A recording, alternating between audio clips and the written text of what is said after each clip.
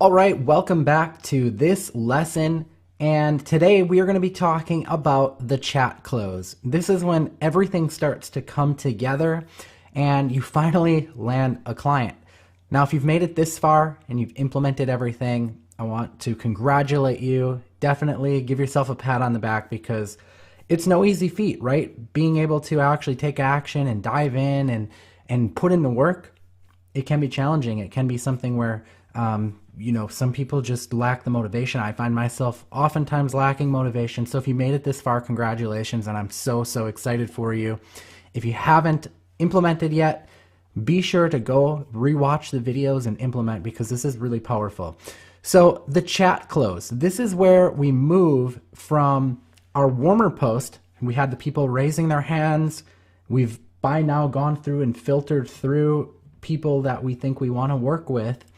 And I want to teach you now in this lesson how you move from your warmer post to actually closing the deal and making them pay something.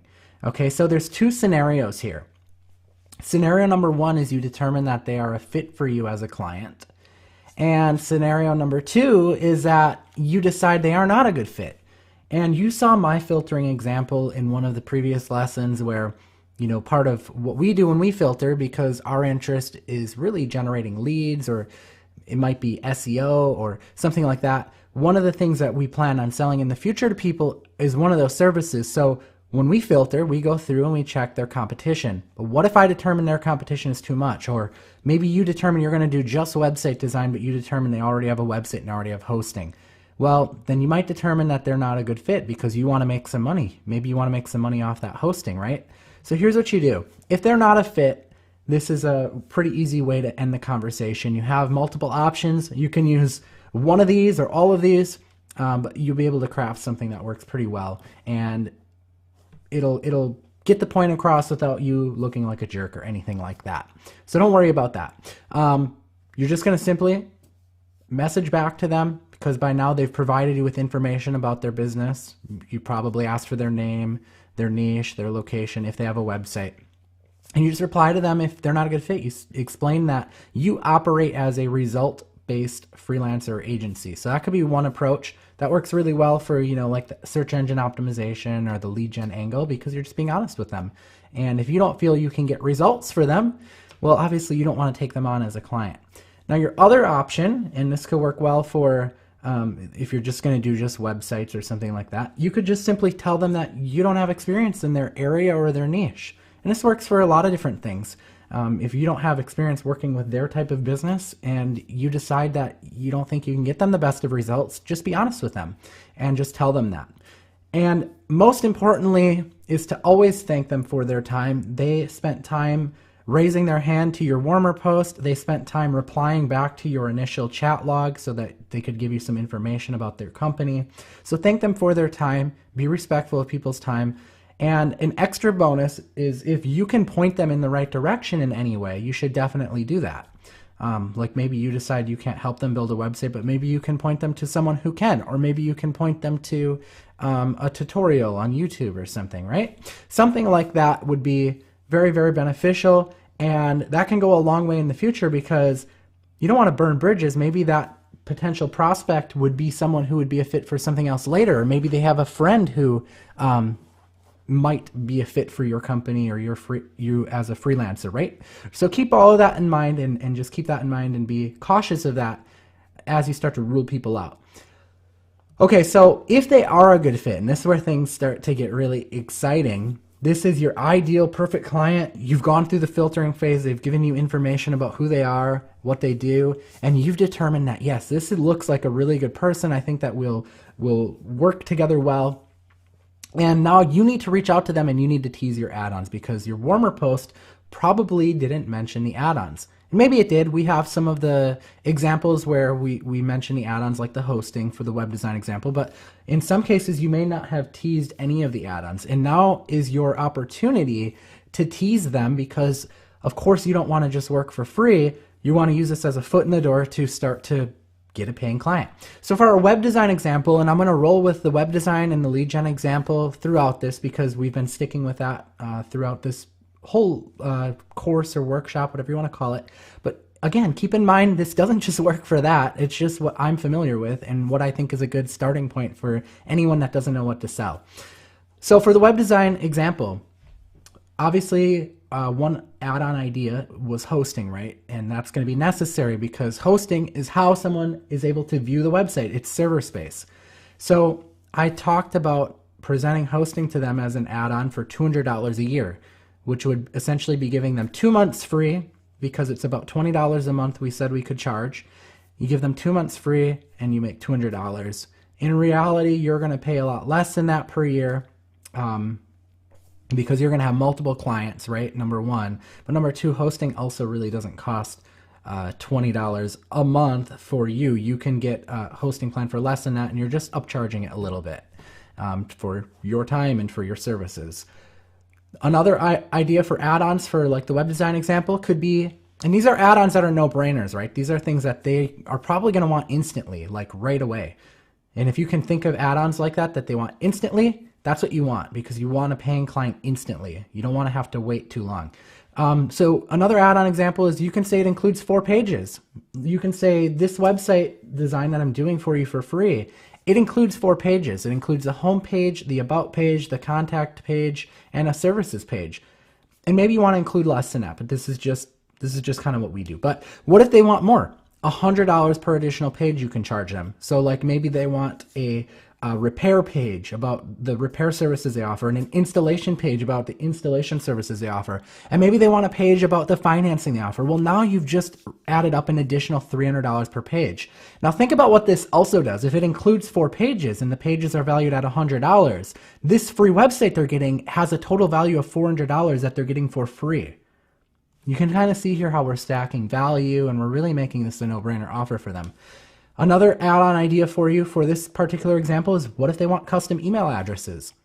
Like if their company name is bobsplumbing.com, well, maybe their secretary, Becky, is going to be becky@bobsplumbing.com for their email address.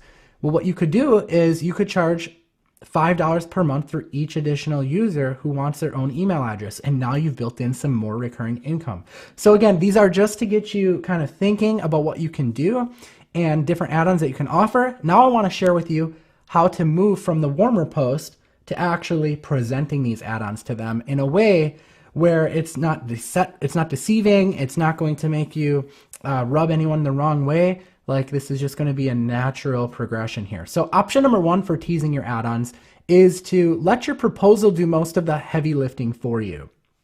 So if you used a warmer post like I did with the website example, where I flat out said they're going to have to pay for the hosting, I can show that right away in the chat dialog. But for the other add-ons, the 4 pages, the $100 per additional page, the $5 per month for email address, I can let my proposal do the hard work of closing those for me. So the way I might respond if I want to go with this option and let my proposal do the hard work for me, I might start off by thanking Bob for the additional information, right? Because we use that information to filter out our ideal client.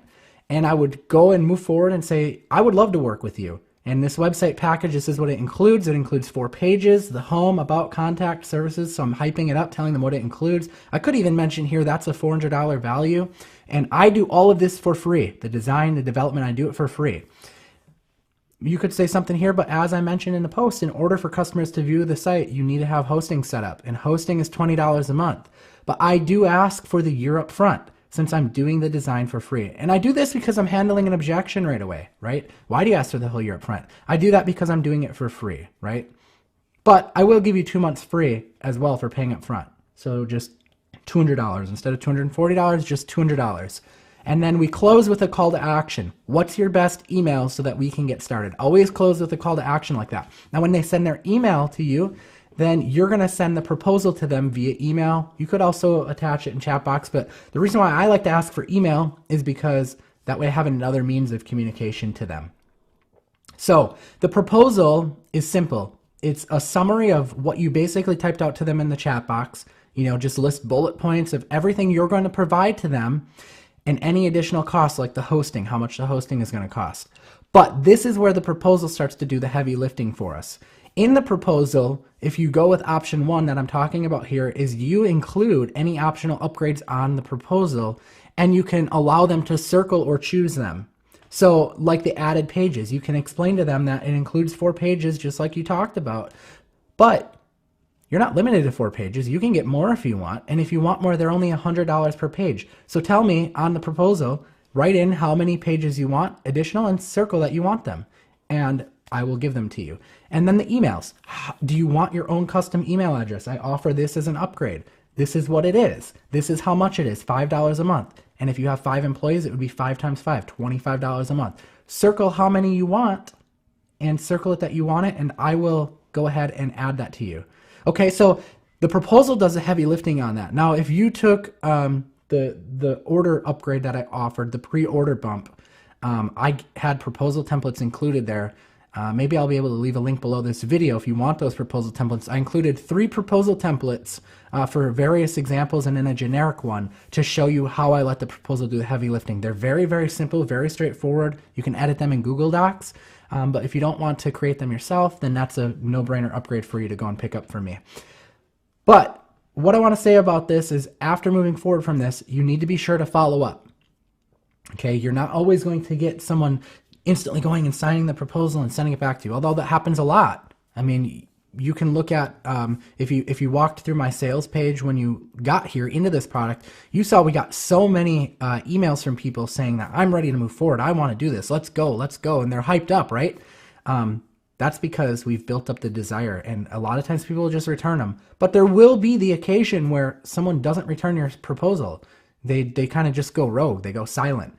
And that's because business owners are busy, right? They're busy running their business, and sometimes this isn't top of mind for them. So it's important that you have a follow-up plan in place to ensure that you're going to get a response from them.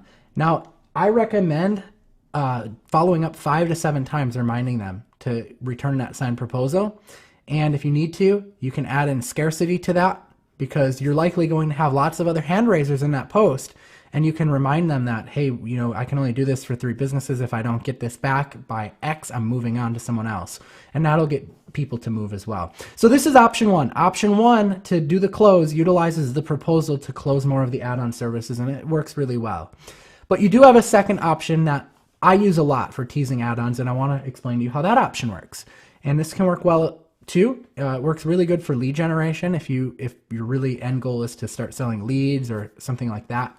It can work really well. And that is, you use the chat dialog to close your add-ons. So you do it right in the chat box. And when I say chat box, I mean Facebook Messenger, right, where we've been talking to people. So it would start off pretty similar, the chat dialog. You'd thank them for the additional information. You would explain how you'd love to move forward with them.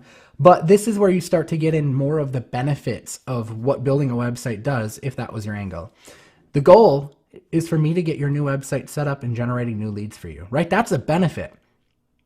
Now, I help people get websites up, but websites, people don't just want websites for no reason. They want them because they want people to see them online and to call them and email them because they're interested in their services, which is essentially a lead, right? When someone comes to your website and says, hey, I'm interested in working with you, that's a lead.